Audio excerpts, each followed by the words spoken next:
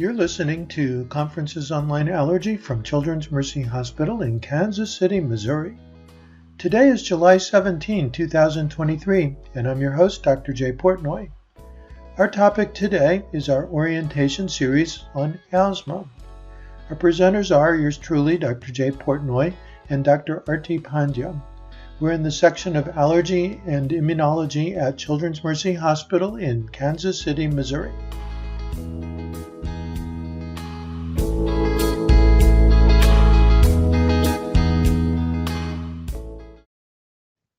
Okay. On the prior talk, I was going to say maybe you guys were doing the practical parameter compared to the practice parameter.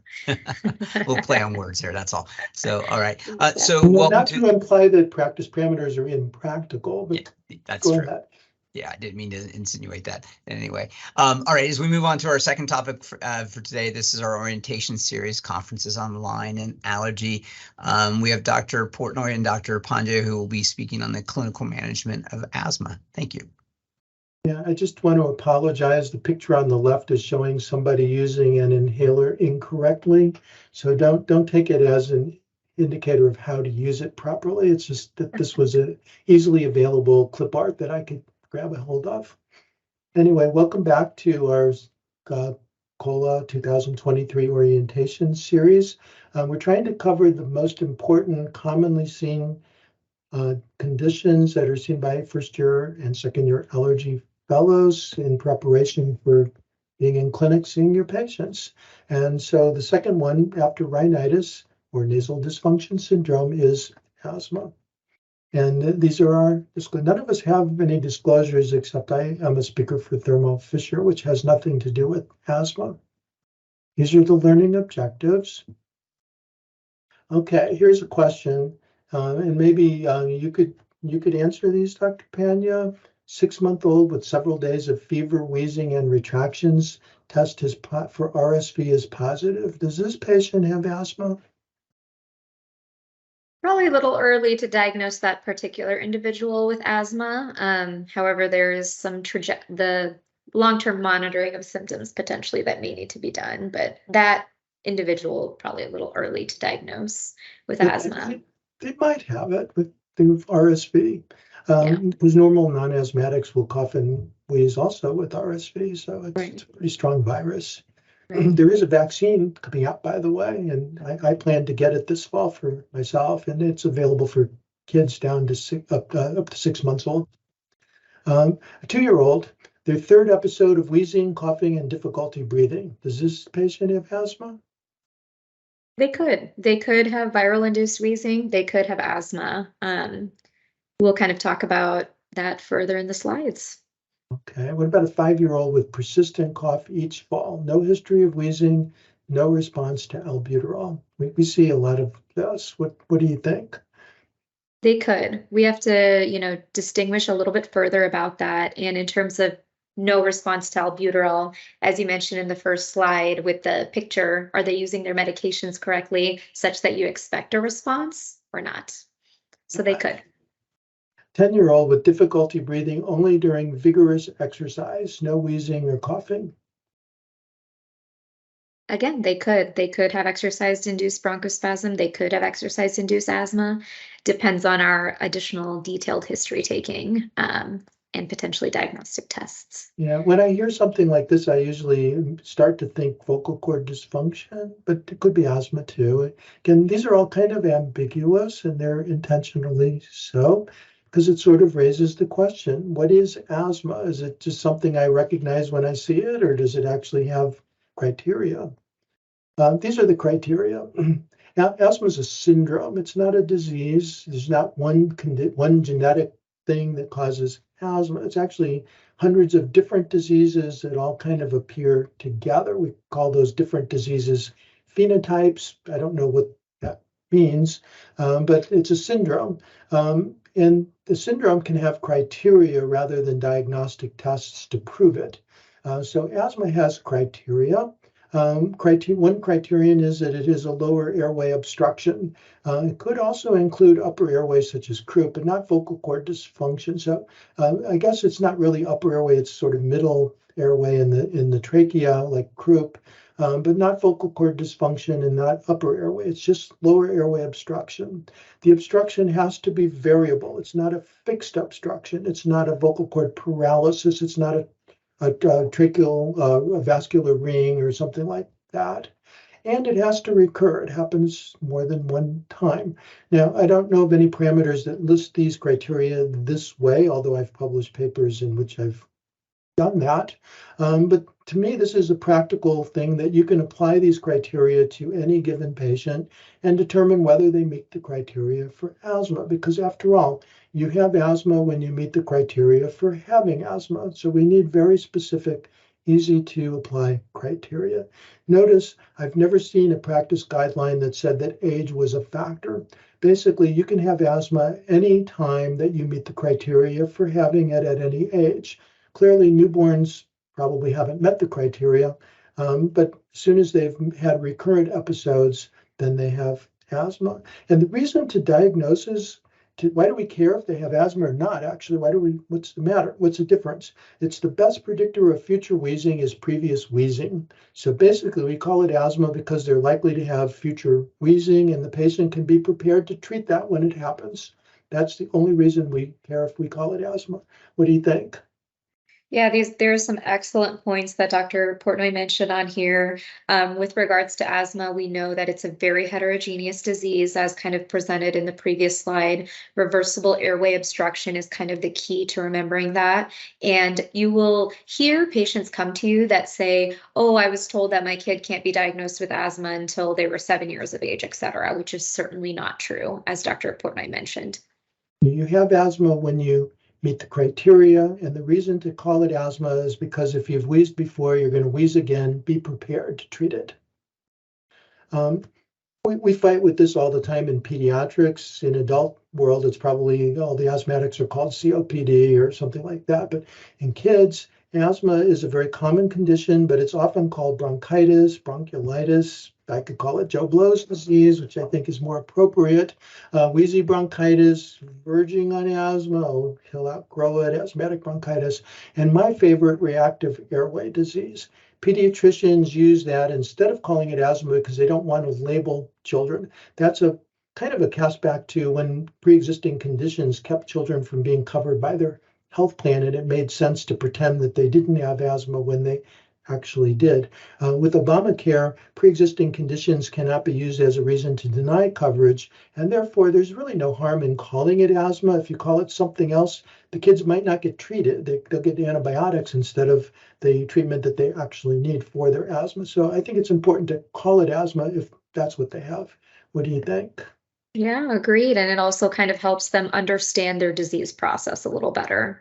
So Yeah, agreed. parents are very upset when their kid's disease is called 3 different things by 3 different doctors. They wonder, well, what does my child have? It's very confusing.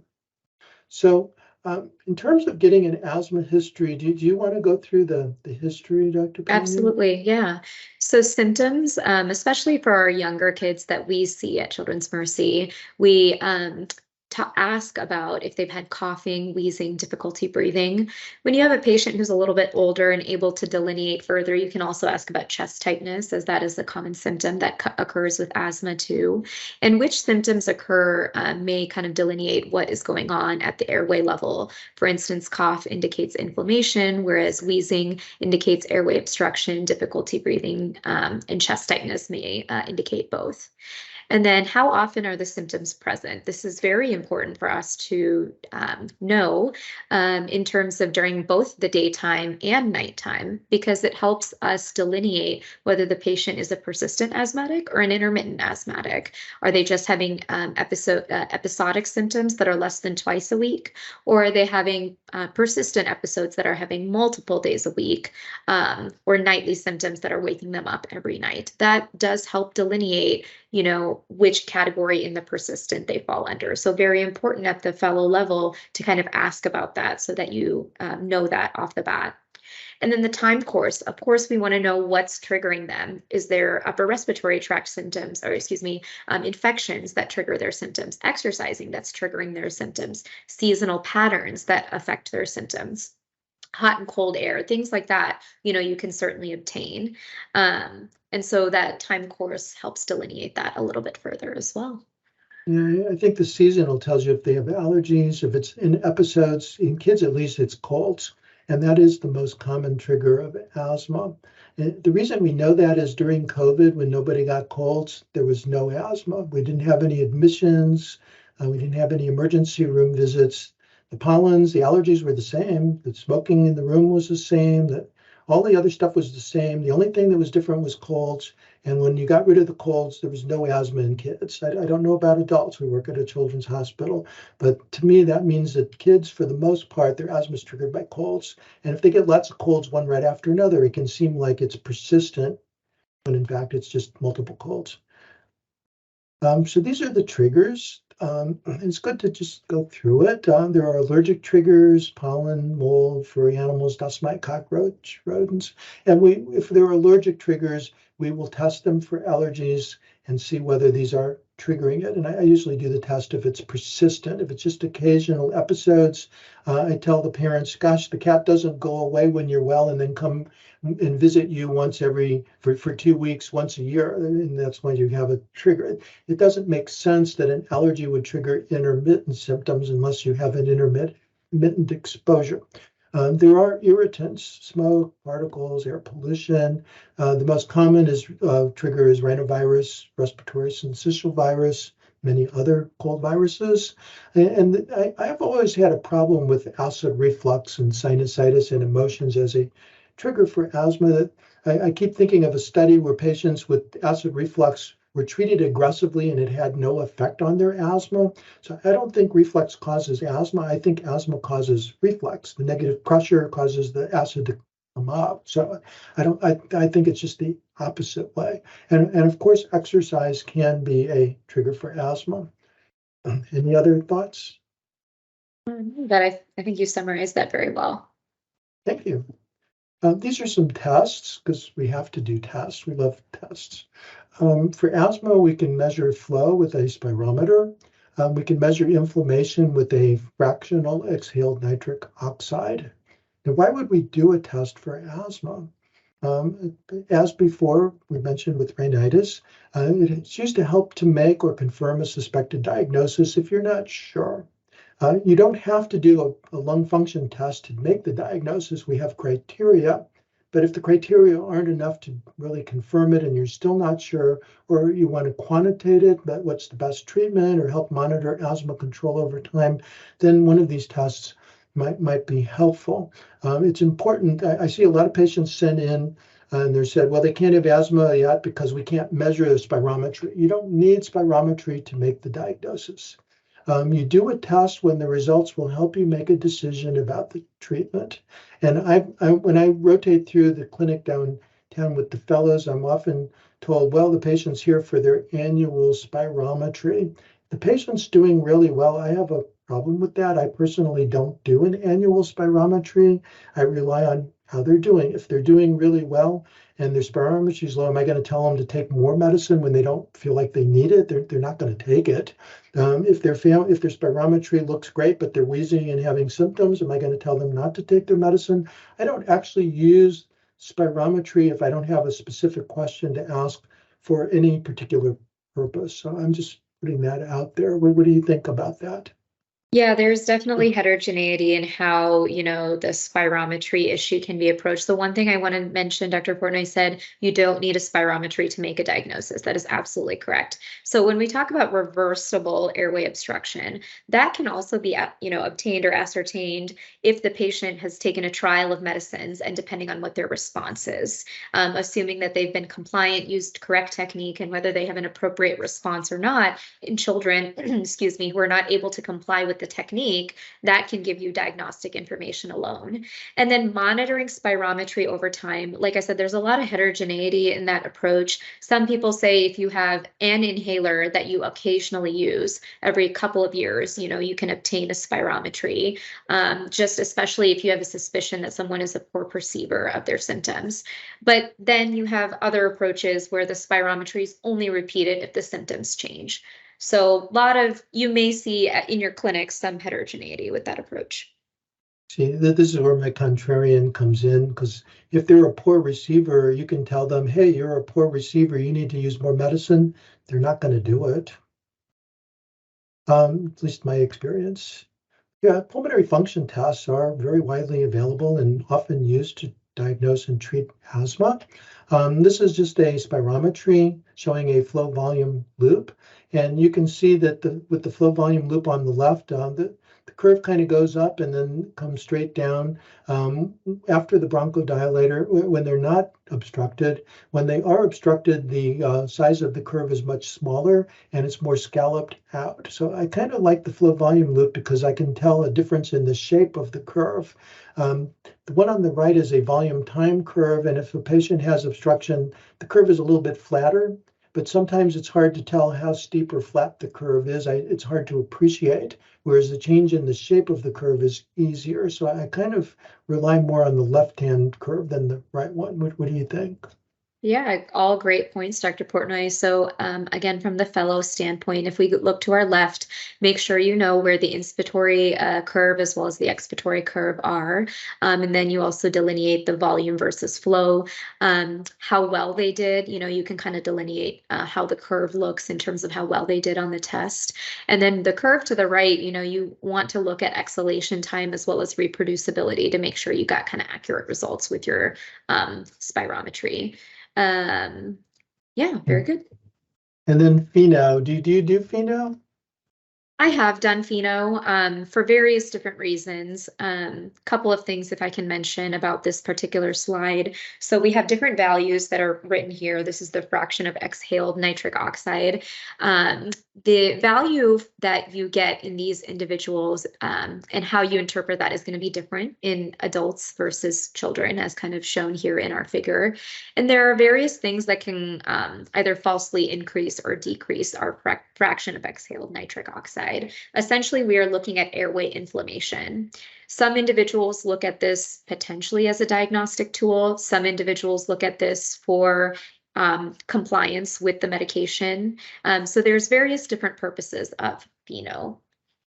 Yeah, I've kind of found that if the patient has a history of difficulty breathing and wheezing, that their spirometry tends to be affected. If they just cough but don't have any of those other things, the so-called cough variant asthma, a lot of times their flows will be normal, but their pheno will be abnormal because cough is caused by inflammation, which will show up on this test. So they're really measuring two different things. Okay, what about treatment? This is what everybody wants to jump into with the asthma. The initial treatment is based on the severity. Once you've got them on treatment, you really can't judge the severity because the severity is dependent on how much treatment it takes to keep them controlled. So what we do is we base our subsequent treatment on control and not on severity. So here's the severity. What do you want to comment about this? Absolutely. So again, for the fellows, what Dr. Portnoy mentioned is really important.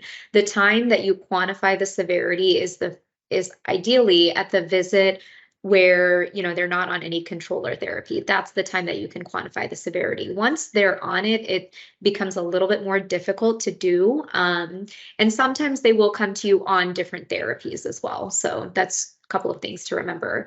This chart is super important. You will use this time and time again in fellowship. We use it even in our practice too.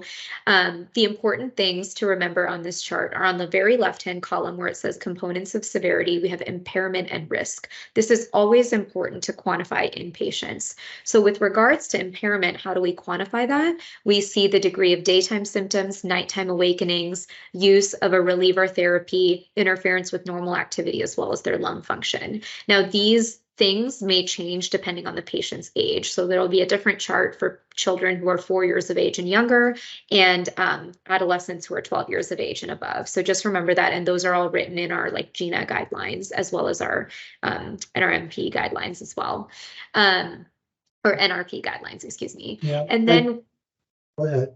And then with regards to risk, this looks at what their future risk of exacerbation is. So that's also important to remember, which we determine based on their previous experience with exacerbations, which can be defined as use of a systemic steroid, hospitalization, ED visit, urgent care visit. And then once you have a patient in either with the impairment, you quantify them as either intermittent or persistent, which you can see kind of on the right-hand side. You can delineate the persistent from mild, moderate, or severe, just depending on where they fall on the chart. Now, practically what I do is whatever the most severe thing is on the chart is generally where I kind of quantify the patient, again, at the visit where they present with no controller therapy. Yeah, personally, I ignore most of this part. Again, I'm the contrarian. I just go by the symptoms. How often do you have them? Is it intermittent? Is it a couple times a week? Is it every day? Or is it continuous? That defines intermediate, mild, moderate, and severe. For me, that's a pretty simple heuristic. These other things often correlate with that, but I don't worry about trying to figure out all these different boxes. To me, it's too complicated. In terms of risk, in pediatrics, I don't think risk is relevant. And the reason for that is because the reason children have exacerbations is because they get colds. So the number of exacerbations they get in a year depends on how many colds they get. It has nothing to do with how severe their asthma is or how much treatment they're taking or not taking. It's just how frequently they happen to get colds. And if they get 3 colds in a year, I'm not going to put them on daily inhaled steroids because of that. I think that's just wrong. I'm going to give them an asthma plan and prepare them to treat colds when they have them. By the way, the step is really just should be called treatment. The treatment, the more severe the asthma, the more treatment you give. The less severe, the less treatment. It kind of makes sense. In terms of control, once they're being treated, they shouldn't have any symptoms. So there's no severity, it's control. How well controlled are they? So how do you use control, Dr. Pandya? Yeah, I think, we want to kind of do this at the visits that that patients present for follow-up. We adjust their therapy, reassess, and then we potentially make changes, just depending on where they kind of fall in that cycle, which is also written in our GINA guidelines. And then one point I did forget to mention for spirometry, also you were mentioning, remember that a patient, if they're not having, active let's say bronchospasm, their spirometry may be normal at your clinic visit. It doesn't mean that you have ruled out asthma at that visit. So that's one additional point that I wanted to make. Well done. If they're well controlled, then that's great. If they're not well controlled, basically it means do something to get them controlled. And the very poorly controlled means you got to do more stuff to get them controlled. But you want them to be controlled. That's the goal of asthma care. And how do you measure that? Well, here we go. We did the rhinitis control test. Now we've got the asthma control test. And this is a test that we do routinely use on every asthma patient at Children's Mercy Hospital. They're sent a web survey to fill out before their clinic visit so that this is available when we see them and we can ask them about these different questions. If something's low, we can ask them what's going on with that. Do you use this pretty well? Much? Yes, definitely. So we can see at the top here, ages 12 and above, there's going to be a different ACT, 4 to 11, a different ACT, and under 4, you're going to have something called the track test that you can do, analogous to the ACT. Yeah, but we do those with all of our asthma patients for each visit. Yep.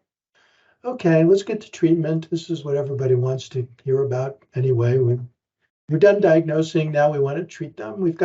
These are the quick relievers. Quick relievers include albuterol, which has an onset in about 5 minutes, duration of action about 4 hours. Formoterol, which works just as fast as albuterol, but has a longer duration of action. I usually think 6 to 8 hours. And then ipratropium is considered to be a reliever, but it's not a bronchodilator. It's an anticholinergic. These can be used for quick relief of symptoms. A lot of patients come in and say, well, that's my rescue medicine, and I discourage them from using that terminology. They're not on the verge of dying that we have to rescue them. They're just relieving their symptoms. I just think it's a much nicer thing to call it than rescue. Rescue sounds dangerous and scary. Can be used as needed for wheezing and tightness and difficulty breathing, such as with bronchoconstriction. This does not address inflammation. It won't work for cough. So if you're coughing, albuterol is not going to work very well. And I have patients who cough a lot. They use albuterol. didn't work, the doctor says, well, then you can't have asthma. That's not true. You're just using the wrong medicine to treat the symptom. The other point is regularly scheduled albuterol does not help and eventually can lead to tachyphylaxis. Just like Afrin can lead to nasal tachyphylaxis, regular use of albuterol can lead to pulmonary tachyphylaxis. We don't call it bronchitis medicamentosa. We call it, we just say don't do it. Do you ever do it? What do you think? No, so in multiple articles, but one from the annals that I can think of, they kind of outline what we call yellow zone therapies and the most effective yellow zone therapies. And a clear recommendation from that particular article is to not use scheduled albuterol, either on a daily basis or in the yellow zone as well. We have better options for that, which we'll talk further about. Precisely. Now we have long-acting beta agonists too. These are called LABAs. The short-acting beta agonists are called SABAs. It's a great way to call them that. The two LABAs are formoterol. Well, we saw that with the short-acting, the quick-acting beta agonist too. Formoterol is a long-acting beta agonist, has a duration of action of about 12 hours. The thing is that it has a fast onset of action. So it's a quick reliever and it's a long-acting beta agonist. Salmeterol lasts about 12 hours, is a slow-acting beta agonist, so it takes about 20 minutes to start working, so you can't use salmeterol for quick relief. These do last longer than short-acting beta agonists. They're often used in combination inhalers with an inhaled steroid, such as formoterol is used with an inhaled steroid in SMART therapy we'll talk about. Salmeterol is not a quick reliever. Now notice there's a difference between how quickly they relieve and how long they act. Quick relievers, long-acting beta agonists, two totally separate concepts. One is how quickly it works, and the other is how long it lasts. Don't get those mixed up. What do you think?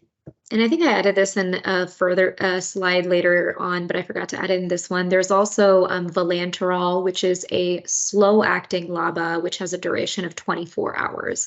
So it's dosed once a day, but it cannot be used as SMART therapy, as Dr. Portnoy mentioned, because it doesn't have quick-acting properties.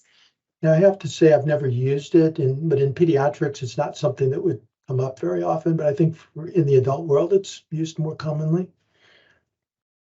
Okay, leukotriene modifiers. There are basically two of them that are in use, montelukast and zephyrlukast.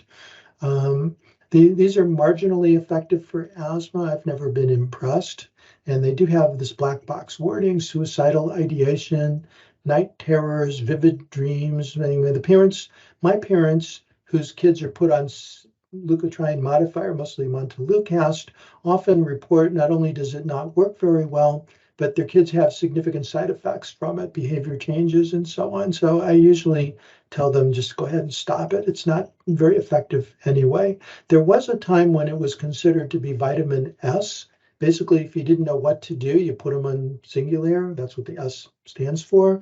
And you hope that it helped. Singulair just helped whatever you had. And I ended up with patients who'd been on it for 2 or 3 years, and the parents didn't know why they were taking it. Doctor put them on it, and they just left them on it because maybe it's helping. And I told them to stop it. Do you prescribe Singulair? To be honest with you, I don't routinely prescribe leukotriene receptor antagonists for asthma.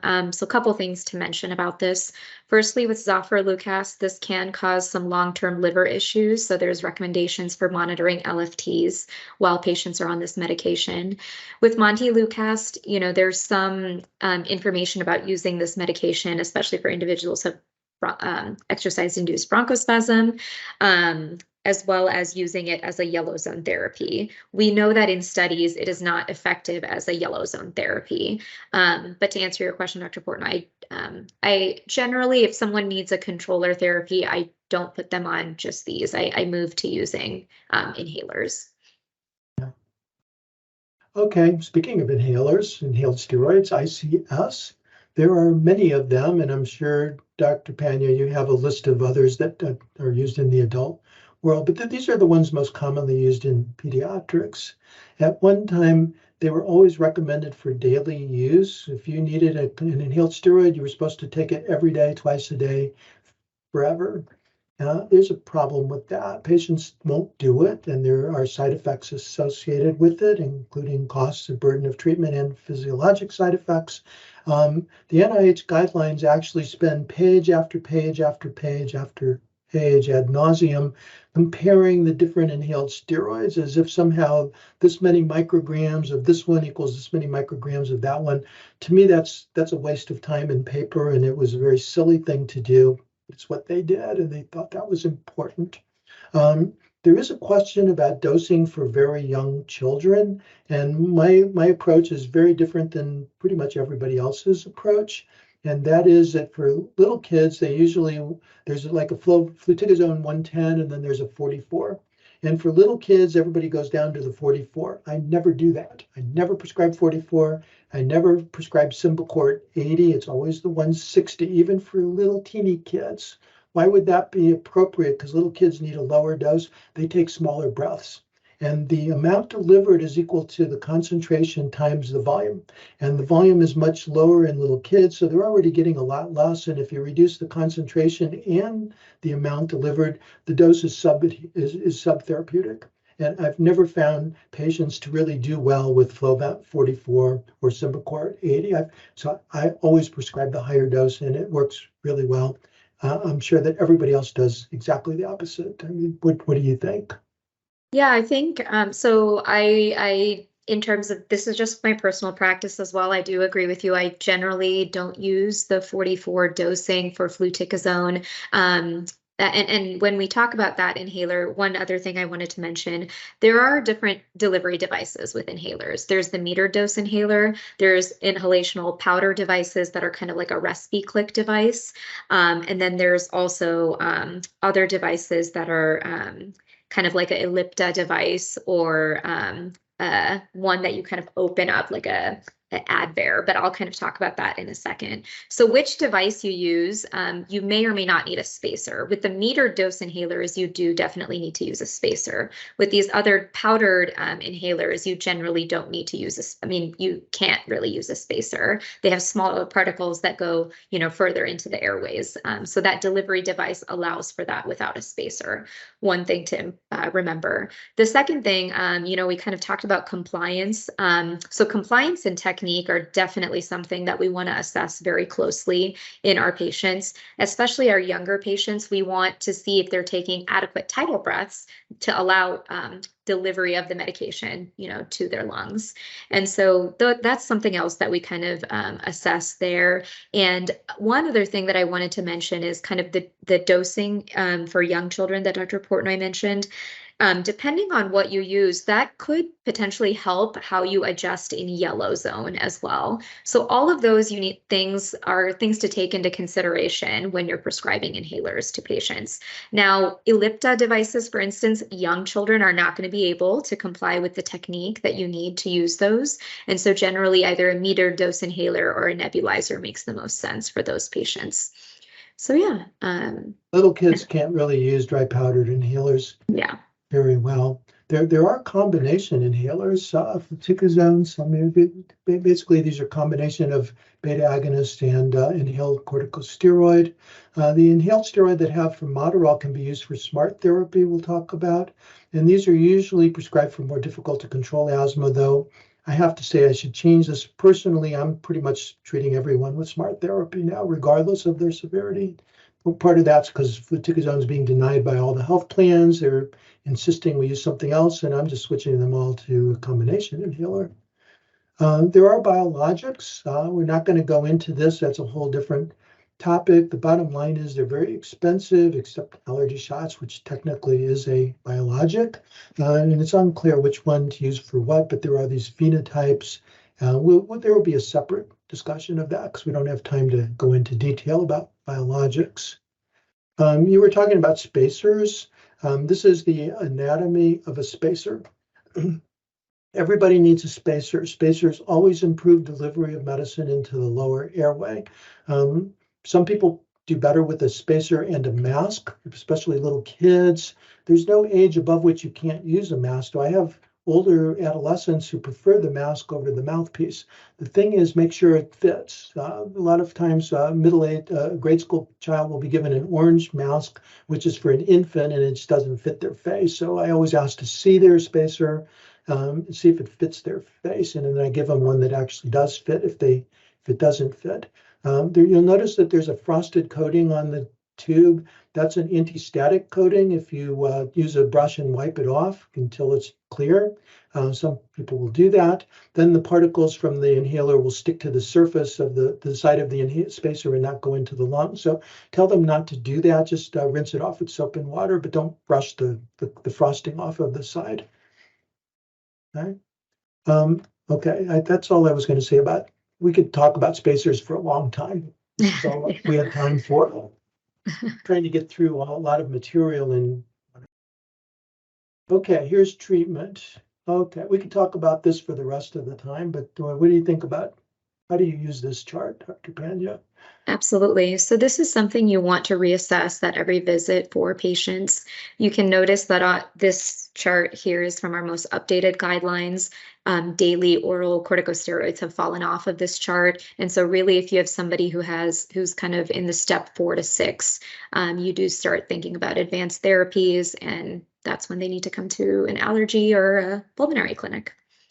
Yeah, bottom line is the more severe the asthma, the more each higher step has stronger medicine, more puffs, stronger doses, whatever. Starting at step 3, the GINA guidelines include smart therapy, which the NIH guidelines didn't until the new ones came out.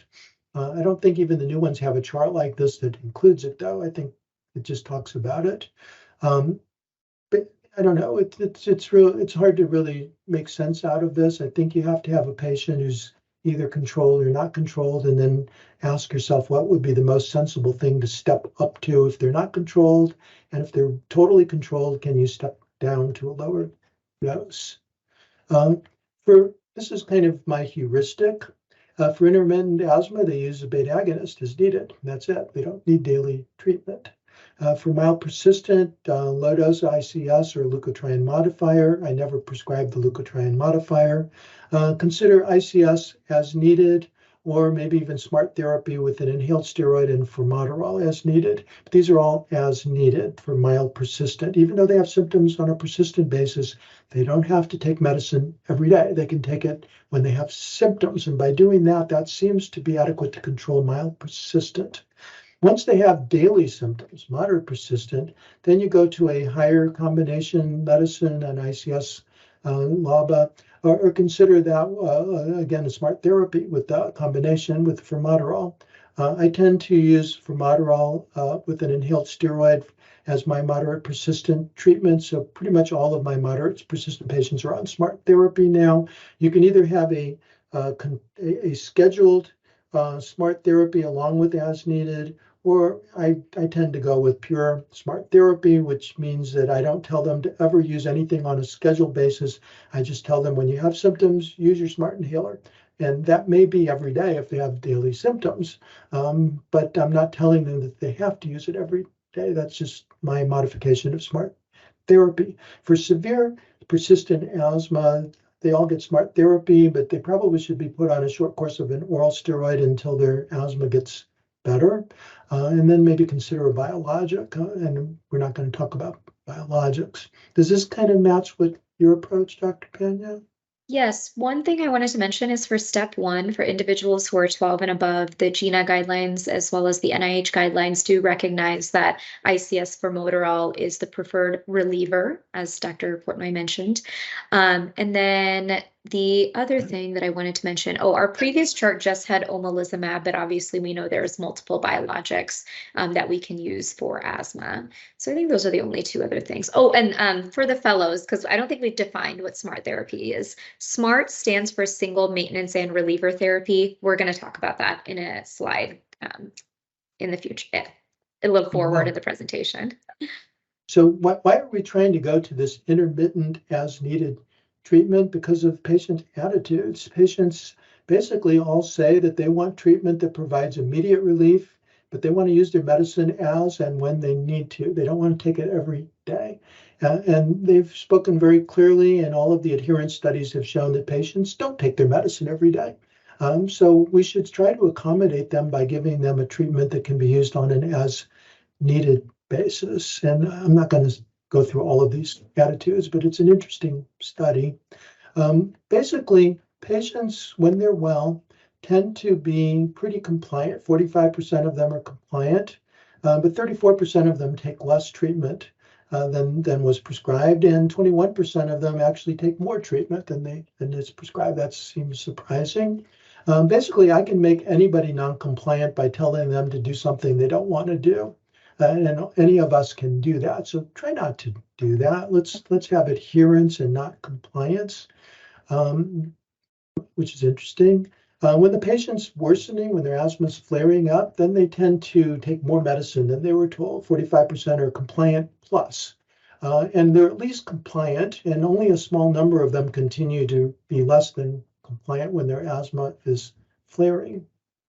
So here's the dreaded 2 a.m. phone call. You get a phone call at 2 a.m. from a patient's mother. She tells you that her daughter's been coughing and wheezing for 12 hours. She's used albuterol. It helps a little bit. She's not in any huge distress.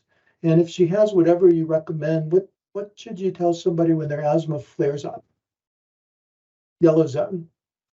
What do you tell them? Yeah, we have so many different yellow zone options, as well as if yellow zone is non-responsive, obviously having them progress to the red zone. And so let me see if I can kind of briefly go through this. I don't want to waste too much time talking about this, but if I can talk about yellow zone here very briefly. So we have a lot of different options for yellow zone therapy. Perfect. Okay. So with regards to yellow zone, how you manage this is dependent on where the patient is at, with their therapies. We know that intermittent inhaled steroids for children especially are very effective yellow zone therapy. And pretty much when I have a patient coming to see me, even if they're coming to see me at like an initial asthma visit, if they say colds flare their symptoms, they're probably going to get an ICS walking out of the door, just because we know that that is such an effective therapy for treating in the yellow zone. We've also looked at do you tell them that they have to start taking it right away, or can they just keep it and use it when they get a cold? Generally, if someone has just cold-induced symptoms, you can tell them to use it just at the time of colds. So then if you have patients who are on daily inhaled steroids, we have options of doubling, quadrupling, quintupling. However, in children, those have been shown to be not effective. In adolescents and adults 16 years of age and above, there has been some data suggesting that quadrupling the dose of inhaled corticosteroids could be effective. And then using the single maintenance and reliever therapy, using an ICS formoterol has been shown as a very effective yellow zone treatment option as well. So yeah, those are kind of my thoughts about that. Actually, quadrupling, if you schedule it, if you just tell them use your inhaled steroid more frequently, which is what smart therapy does, maybe 3 times a day or 4 times a day, that works a lot better than just taking 5 puffs or 6 puffs at one time, because nobody can take 5 puffs anyway. It's just silly. So there's a difference between twice a day, but increasing the dose, and using it more frequently. More frequently works much better than just increasing the dose, but keeping it twice a day. So these are strategies for yellow zone. You can just tell them to use scheduled albuterol. We already talked about that. Don't do that. You can tell them to step up their scheduled ICS, quadruple or higher, but it doesn't work, as Dr. Pandya mentioned. You can increase the frequency of inhaled steroid. This is actually likely to be more effective. I used to show all of the studies, but that takes forever. You can look up the studies. We'll have more talks about asthma later. You can also add a moderate high dose ICS if you haven't received daily control. If you're not taking an ICS on a daily basis, you can add it when you get a cold. There's also a dynamic dosing step up. Use an ICS along with a rescue short-acting beta agonist. This is sort of like smart therapy, but smart therapy is really becoming the way to go. It basically takes your albuterol and your inhaled steroid and puts them in one inhaler. Albuterol is formoterol. The inhaled steroid is whichever one is in Dulera or Symbicort, but you combine them together and use it whenever you want to. That's the smart inhaler. And that by stepping up and having them use that more frequently if they need it more frequently, that seems to be the most effective way to manage loss of control in the yellow zone. So again, don't use scheduled albuterol. It just doesn't work. Patients will often, I'm not going to spend, we were getting a little bit short on time. Basically, when a patient has an increase in their asthma symptoms, they tend to use a lot more of their inhaled long-acting, their bronchodilator. So early on, they start using more of their bronchodilator. When they're worse, they use the maximum short-acting beta agonist. And as they recover, they start using it less. On the other hand, their inhaled steroid, even when their symptoms are getting worse, they tend not to increase it. And they only increase their inhaled steroids when they're at their worst. The advantage of using the combination inhaled steroid plus a quick reliever is that they're going to use their quick reliever more frequently, but now they automatically use more inhaled steroids. So you don't have to tell them to do it. It just happens by itself. That really is a much more effective approach. This is the STAY study. I hate going through these studies. It's just terrible. Basically, it shows that the budesonide formoterol maintenance plus relief, if they were on this combination as a maintenance dose, and then they add it when they get worse, then they have a much lower exacerbation risk. There's a longer time to first, second, and third exacerbations, reduced rate of exacerbations, and improve symptoms, awakenings, and lung function. This was an adult study. In kids, it would be a problem because kids exacerbate when they get colds. That's it. So how long until they get their next cold shouldn't be affected by what inhaler they use. But for adults, it seems to be a different thing. Do you agree with that? Absolutely. Yep. Yeah. Okay. Again, I really hate these studies, but basically it shows that the patients with severe exacerbation, it's much less if they use this combination SMART therapy, and they increase it as they get worse. That's basically the message of the STAY study. So we're talking about SMART therapy, single maintenance and reliever therapy. So it's not SMART therapy, that's redundant, it's just SMART. Albuterol is there are three bronchodilators, albuterol, salmeterol, and formoterol. Albuterol is not a long-acting beta agonist, it's a short-acting beta agonist. But salmeterol and formoterol are both long-acting beta agonists. But albuterol and formoterol are also quick relievers, whereas salmeterol is not. So we have these three inhalers. We have Advair, Dulera, and Symbicort. Those are the most commonly used combination inhalers. The thing about Dulera and Symbicort is that they both have formoterol, so they can be used for quick relief. And they also have formoterol, which is a long-acting beta agonist. Salmeterol, which is in Advair, is a slow reliever, so it cannot be used for SMART therapy. And so I pretty much never prescribe Advair because I can't use it for SMART therapy. What do you do in the yellow zone when they flare up if they're on Advair? How do you increase the treatment? You have to have a separate inhaler, and that becomes, now you're paying for another inhaler. It gets confusing. Which one do I use? It's just awful.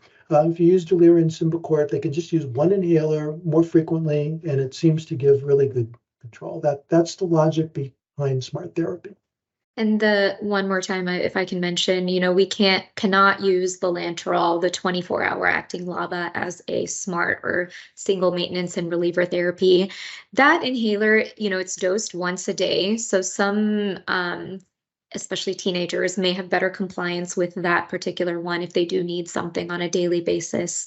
However, it cannot be used as a reliever therapy, and you run into that same issue. There hasn't been studies showing that doubling that particular, meaning taking that medicine then twice a day or 4 times a day, has been effective. So you run into the same issue of potentially needing to prescribe a second inhaler for yellow zone for them. Yeah, personally, if I have someone who absolutely must take a maintenance inhaler every day or their asthma gets worse, those people I put on biologics. And I think Dr. Miller sent us a good reminder in the chat that they're also making a combination ICS albuterol inhaler as well. Right. I know. And the reason formoterol is actually a better bronchodilator, so I don't plan to use the new one that they're trying to develop. But most allergists are so used to albuterol and they're afraid of formoterol because it's alien, it's foreign, it's different. So they feel more comfortable with albuterol. So this combination albuterol inhaled steroid is likely to be more accepted to them because they don't want to switch to formoterol, which is actually a more effective inhaled bronchodilator. That's just psychology. Added, so add information about SMART. I don't have any more information to add about SMART. I think SMART speaks for itself. It's just SMART. Asthma Action Plan is interesting. It's a key tool. This is an older slide. It provides a framework for self-management skills, tells patients how to increase treatment when their symptoms get worse and reduce treatment when their symptoms get better. It's pretty much what the patients do anyway, and the goal is to restore a sense of control to patients who have lost it because they have asthma that controls them rather than controlling their asthma. And I have to say, when we use albuterol and then we use a separate inhaled steroid and they have to figure out which one to use and how frequently and how much to increase it, it's very confusing. So these asthma action plans can be very complicated and hard for patients to use. And we provided to them for a long time. We still provide all of our patients with an asthma action plan. But now that we have SMART therapy, don't really need an asthma action plan. The SMART therapy just basically is the action plan. Take your SMART inhaler and just use it as often as you need it. To me, that seems so much more simple than green, yellow zone. I mean, it's all these zones. And I used to be a huge advocate for asthma action plans. Now, not as much, because I think SMART therapy is kind of replacing that. What do you think? Yeah, and I think one other thing to mention is that, our institution, we kind of almost have to prescribe an asthma action plan for every single patient. It's a requirement for us. So that may be an institutional requirement, just depending on where you are. But I certainly know of practices where, individuals are not given an asthma action plan. Yeah, I wouldn't go to one of those practices. By the way, our institution has 2 action plans, one for the traditional and one for SMART therapy. The SMART therapy one is much simpler, I think. Biologics, another presentation. So let's summarize. You want to make an asthma diagnosis when it's appropriate. The best predictor of future wheezing is past wheezing. Make a diagnosis to prevent, or at least give them something to do when they wheeze again. You can use other diagnoses like reactive airway disease, but if you do, it's confusing. It doesn't really help. Just don't do it. Use the severity to prescribe initial treatment. But once the treatment is given, the severity isn't really measurable because they shouldn't be having any symptoms. Instead, monitor, control, and adjust as indicated. Give enough medicine to stay well, but not more than is needed, which is a lot trickier than just telling them to take all the drug all the time. Provide an action plan so they can respond to acute loss of asthma control. Whether a particular strategy works or not is of secondary importance. You could say quadrupling it doesn't work. Still give them an action plan. It gives the patients a sense of control, which is immensely valuable. They want to know, what should I do? Tell them to do something, even if it doesn't work, because they feel better knowing that they have something to do. And I guess that's it, unless you have other points you want to add to the summary, Dr. Pandya.